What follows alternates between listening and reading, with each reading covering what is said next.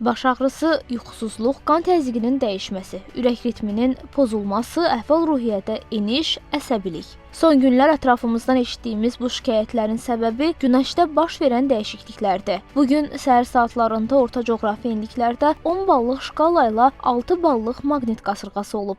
Maqnit qasırğaların səbəbi günəşdən atılan tac kütlə plazmasıdır və onlar da müntəzəm olaraq, mütəmadi olaraq konkret vaxtları məlum olmadan günəşdə baş verən hadisələrdən asılı olaraq yaranır.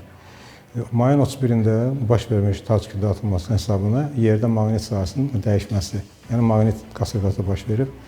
O da bugün səhər saatlarından saat 9-12-yə qədər artıq 10 ballıq şkala ilə 6 bal olmuşdu. Həmin vaxtda gələn deməli qasırğanın sürəti normal günəş küləyinin sürətinə 2 dəfə artmış, maqnit sahə induksiyası da hardasa 7 dəfə çox olmuşdur.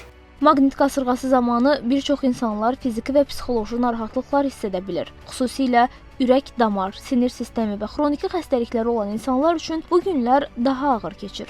Həkimlər bildirir ki, diqqət etməli olduğumuz məqamlar var. Açıq havada durmaqdan maksimum dərəcədə uzaq dursunlar, açıq havada olmaqdan maye balansına fikir versinlər, çoxlu su içsinlər. Hətta bəzi insanlar var ki, bu dönəmlərdə enerji içkiləri qəbul edirlər ki, bu da qəti şəkildə yol verilməzdir.